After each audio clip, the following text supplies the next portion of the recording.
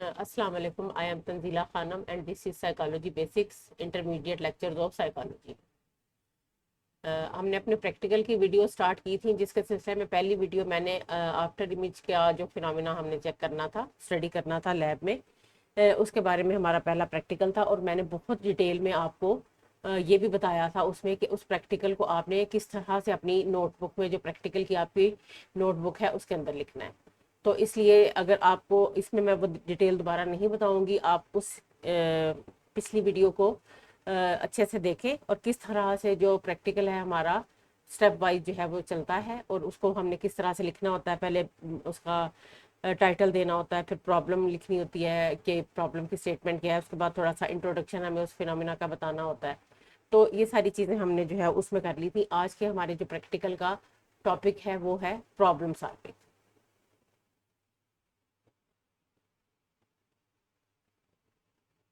इसमें हम अपने सब्जेक्ट की जो प्रॉब्लम सॉल्विंग एबिलिटीज़ हैं उनको चेक करेंगे लैब के अंदर। प्रॉब्लम से मुराद कोई भी ऐसी चीज़, कोई भी ऐसी सिचुएशन, कोई भी ऐसा इवेंट जो कि आपकी लाइफ में आ जाता है, जो कि अनएक्सपेक्टेड होता है, जिसको आपने एक्सपेक्ट नहीं किया होता। आप एक अपनी लाइफ में बिल्कुल सीधा सीधा चल रहे होते हैं, लेकिन अचानक आपकी ज़िंदगी में कोई अनएक्सपेक्टेड इवेंट जो है वो आ जाता है। कोई ऑब्स्टेकल भी आप उसको कह सकते हैं कि आप एक सीधा अपने रास्ते पे स्मूथली चल रहे हैं और आपके रास्ते में कोई भी किसी भी किस्म की रुकावट आ गई। आपने कोई गोल अचीव करना है और उसमें कोई ऐसा आपके सामने कोई हर्डल आ जाती है जिसको आप जो है वो फौरी तौर पे आपका जो रास्ता रोक देती है।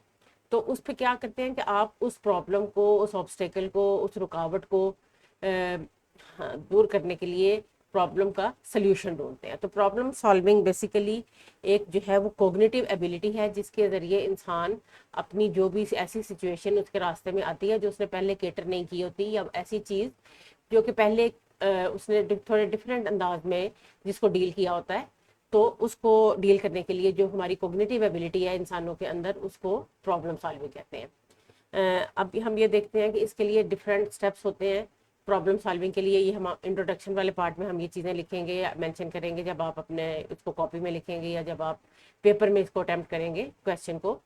तो इसमें सबसे पहले ये होता है कि आइडेंटिफिकेशन ऑफ द प्रॉब्लम, कि हमारे पास जो सिचुएशन आई है वो है क्या। हमारी ज़िंदगी में कोई रुकावट आई है या कोई ऐसी चीज़ है जो हमने सॉल्व करनी है।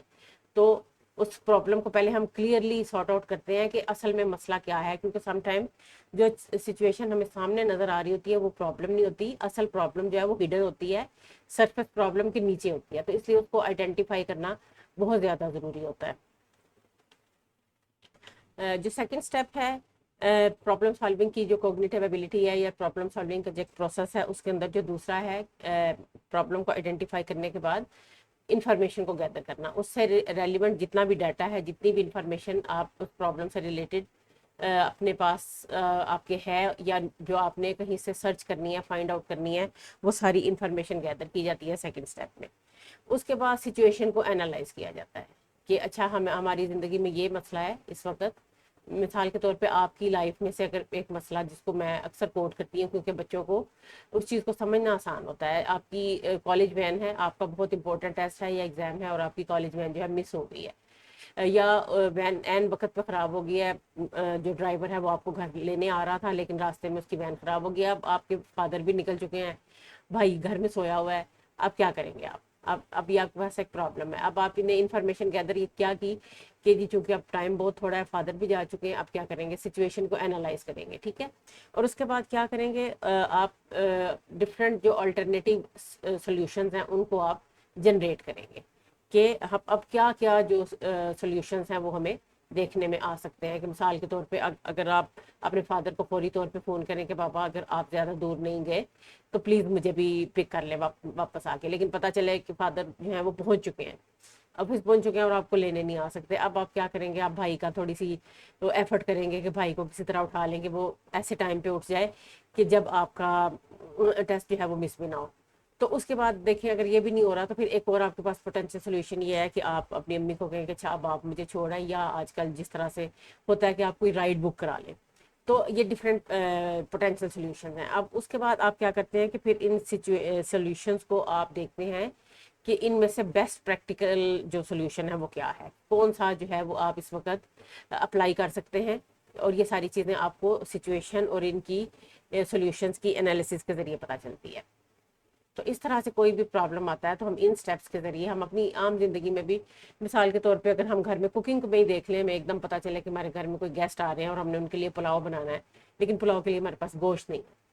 तो अब आप सिचुएशन को एनालाइज करेंगे क्या किया जा सकता है। घर में कोई ऐसा इंसान है जो मार्केट से जो है वो गोश्त ला दे, या फिर आप फ्रीज़र को अपने को अच्छी तरह चेक करेंगे, अच्छा गोश्त की जगह चिकन मिल गया है, चलो चिकन पुलाव बना लेते हैं। या फिर ये है कि आप ऑनलाइन ऑर्डर कर सकते हैं आजकल, तो ये भी हमारे पास। तो ये डिफरेंट ऑप्शंस जो है आप क्रिएट करेंगे और फिर देखेंगे कि इन ऑप्शंस में से कौन सा बेस्ट है जिसको आप चूज़ करके तो आप अपना पुलाव बना सकते हैं या आप अपने प्रॉब्लम को सॉल्व कर सकते हैं। अब ये जो सिचुएशंस मैंने आपको एवरीडे लाइफ की बताई हैं, जाहिर है ये हम अपने लैब में तो टेस्ट नहीं कर सकते। आप अपने घर में ये चीज़ें टेस्ट कर सकते हैं, अपने घर वालों की, अपनी फ्रेंड्स की प्रॉब्लम सॉल्विंग एबिलिटी के, वो किस तरह से उनको कोई प्रॉब्लम जब आता है तो वो उसको सॉल्व करते हैं। तो जब हमने लैब में इसको करना होता है तो उसमें हमें जो थोड़ा बहुत सामान जिसको हम ऑपरेटर्स कहते हैं, वो हम अपने सब्जेक्ट को देते हैं और उसको हमने इस प्रैक्टिकल में दो प्रॉब्लम्स देते हैं कि वो उनको लैब के अंदर बैठ के सॉल्व करें। उसके लिए हमें जो ऑपरेटर चाहिए उसमें नंबर 1 है 6 मैच स्टिक्स, कि आपको 6 माचिस की तीलियाँ चाहिए, ठीक है। उसके बाद आपको नंबर 2 पे चाहिए ग्लू, कि इन इन मैच स्टिक्स को आपने फिर पेपर पे पेस्ट करना है। उसके बाद आपको चाहिए पेपर और पेंसिल। अच्छा, यहाँ पे एक चीज़ आपको और क्लियर करूँ, कुछ बच्चे कंफ्यूज हो जाते हैं, मैम हम क्या करेंगे प्रैक्टिकल में, हम मैच स्टिक्स को कैसे लेके जाएंगे, हमें क्या पता कौन सा प्रैक्टिकल आना है। तो उसका तरीका ये होता है कि जब आप को अगर ये वाला प्रैक्टिकल एग्जाम पेपर में आ जाए तो आपने मैच स्टिक की फिर ड्राइंग बना देनी है, जैसे कि मैं आपको भी इस वीडियो के अंदर बताऊंगी। अच्छा, यहाँ पे हम अब जो अपने सब्जेक्ट को प्रॉब्लम देंगे, हम कहेंगे उसको प्रॉब्लम नंबर 1 सबसे पहले। और यहाँ पे उसी तरह उसकी जो है, जैसे हमने पहले प्रैक्टिकल में पढ़ा था कि हम उसको उसकी इंस्ट्रक्शंस वगैरह देंगे। उसकी इंस्ट्रक्शन, सबसे पहला प्रॉब्लम हमारा ये है कि हमने to make 4 triangles by joining 9 dots. इसमें हम ये वो गेम्स हैं जो हम बचपन में खेला करते थे।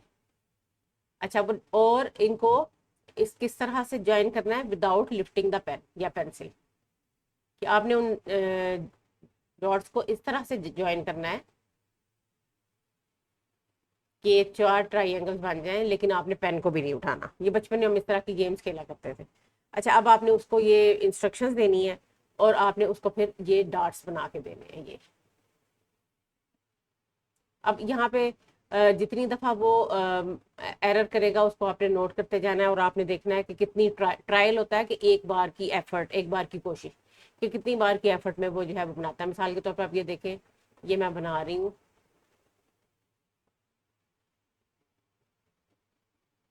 ये देखिए मैंने ट्राइंगल्स बनाए। बेशक मेरे को बहुत ज़्यादा वो नीट नहीं बने, आप इसको पेन से बना सकती हैं। ये देखिए मैंने ये 4 ट्राइंगल्स बना दिए, ठीक है।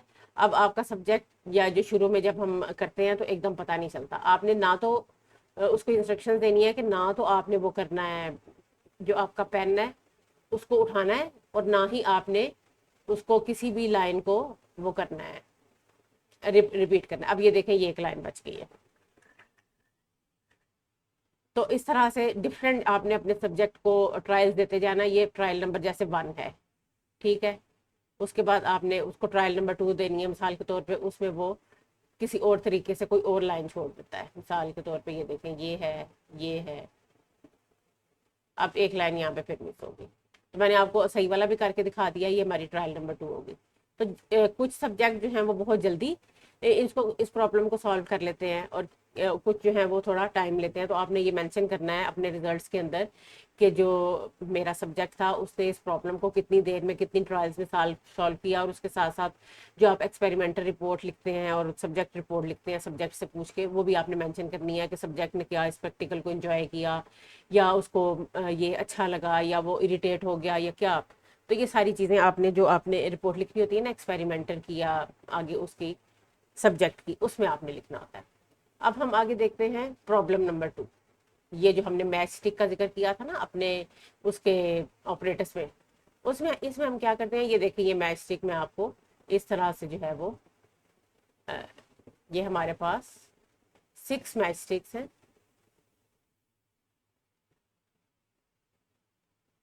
ये वाला जो है ना, इसको करते हुए काफी हम इंजॉय करते हैं इस प्रैक्टिकल को। अच्छा ये देखें, ये मैंने इसकी अब ये 4 ट्रायंगल, अब ये ट्रायंगल जाहिर है मैच स्टिक की उतनी आपकी नीट तो नहीं बनेगी, मैंने आपको ये ड्राइंग में बना के दिखाई है, इसको आप थोड़ा सा बेहतर करके अपने वहां पे बना सकते हैं कि ये जो है ये आपस में इनके किनारे आपने यूं करके जोड़ लेने हैं। ये आपका वो वाला हिस्सा है जहाँ पे मसाला लगा हुआ है। तो ये क्या है, ये 1 2 3 4 ये मैचस्टिक बन गई। बहुत से सब्जेक्ट जो हैं वो इनको डिफरेंट तरीके से जोड़ने की कोशिश करते हैं, फिर कुछ ये भी कहते हैं अच्छा ऐसा करें मैम एक मैचस्टिक और दे दें तो फिर हमारी 4 बन जाएगी। लेकिन बात यही है कि आपने प्रॉब्लम को सॉल्व करना है। ये देखिए 1 2 3 4 5 6 हमारे पास मैचस्टिक्स हैं और इसकी हमने जो है वो प्रॉब्लम नंबर 2 की जो स्टेटमेंट देनी है, make 4 triangles by using 6 match sticks. तो ये आपका दूसरा प्रॉब्लम है, क्योंकि मैंने आपको बताया ना आप लैब में तो और दूसरी तरह के प्रॉब्लम्स नहीं दे सकते, वहां पे तो आपने उसकी जो क्रिएटिविटी, ये बेसिकली क्रिएटिविटी है ना, क्योंकि आपने उसको ये बताया ना कि आपने मैच स्टिक को ओवरलैप नहीं करना। बहुत से बच्चे जो हैं इसको ओवरलैप करके इस तरीके से बनाने की कोशिश करते हैं, ये ऐसे करके ना, तो ये ओवरलैप नहीं आपने होने देना उनको, उसको सब्जेक्ट को आपने उसमें इंस्ट्रक्शंस में बताना है। तो जिस तरह की वो बनाता जाएगा आपने फिर जो है वो उसको, जैसे अब ये देखें डिफरेंट तरीके से जो है वो 1 2 3 4 5 और ये 6, ये इस तरह भी बन जाता है, लेकिन यहाँ पे ये ओवरलैप हो रही है। तो आपने ये मिसाल के तौर पर इसको हम ट्रायल नंबर 1 कह देते हैं।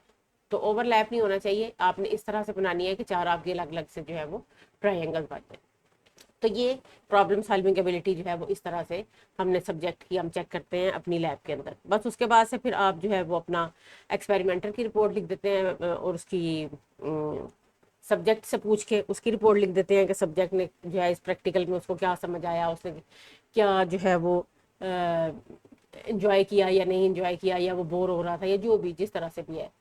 और उसके बाद एंड में हमने कंक्लूजन निकाल लेना है कि कोई भी हमारी ज़िंदगी में प्रॉब्लम आती है कि या कोई भी हर्डल आती है, तो हम अपनी क्रिएटिविटी या अपनी जो कॉग्निटिव एबिलिटी है प्रॉब्लम सॉल्विंग की, उसको यूज़ करते हुए हम जो है वो अपनी ज़िंदगी में आने वाले किसी भी प्रॉब्लम को सॉल्व कर सकते हैं। और इस प्रैक्टिकल में हमने अपने सब्जेक्ट की जो है वो प्रॉब्लम सॉल्विंग एबिलिटी, उसकी जो कॉग्निटिव एबिलिटी है, वो हमने इन 2 प्रॉब्लम्स के ज़रिए लैब के अंदर चेक की। तो इस तरह से आप जो है ये सेकंड प्रैक्टिकल हमारा आज कंप्लीट हुआ। तो उसके बाद जो है वो अगले प्रैक्टिकल में फिर हम फिर मिलेंगे। अभी तो आपके पास कुछ दिन है प्रैक्टिकल की तैयारी के लिए। वाइवा के क्वेश्चंस भी जो हैं इसमें डिफरेंट, जैसे मैं आपको बताऊं कि इसमें प्रॉब्लम सॉल्विंग के बारे में पूछा जा सकता है, फिर कोग्निटिव एबिलिटी का जैसे मैंने जिक्र किया कि उसमें जो है वो क्या कोग्निटिव एबिलिटी क्या हो सकती है। फिर उसके बाद आपको इसमें पूछा जा सकता है कि जो है वो आपका एवरीडे लाइफ में इसकी जो है वो क्या एप्लीकेशन है, ये हर प्रैक्टिकल में आपसे पूछा जा सकता है। ठीक है, कोग्निटिव एबिलिटी क्या है, प्रैक्टिकल लाइफ में इसकी एप्लीकेशन क्या है। तो वो मैंने आपको शुरू में 2 प्रॉब्लम्स के बाद के थ्रू आपको बता दिया था कि किस तरह से आप अपने इस प्रैक्टिकल को, इस एबिलिटी को प्रैक्टिकली जो है वो अप्लाई कर सकते हैं। फिर प्रॉब्लम की डेफिनेशन पूछी जा सकती है कि प्रॉब्लम बेसिकली क्या होता है, उसकी डेफिनेशन क्या है। फिर ये पूछ सकते हैं कि स्टेप्स इन प्रॉब्लम सॉल्विंग जो है वो कौन कौन से हैं। तो इस तरह से इसी प्रैक्टिकल के अंदर जो जो चीज़ें आपने अपने थ्योरी में पढ़ी हैं ना, उसके बारे में वाइवा के क्वेश्चन जो है वो आ सकते हैं। तो इस तरह से आप वाइवा की भी तैयारी कर सकते हैं और जो है वो अपनी प्रैक्टिकल को भी, जिन बच्चों ने अच्छी तरह अभी नहीं किया या जो बच्चे क्लास में एबसेंट थे उनके लिए जो है ये, या जो रिवाइज भी करना चाहते हैं, तो एक दफ़ा से हमने इसको गो थ्रू कर लिया। तो होपफुली ये आपको फ़ायदा देगा। ऐसा है तो मेरे चैनल को सब्सक्राइब करें, मेरी वीडियो को शेयर करें, लाइक करें। Thanks for watching.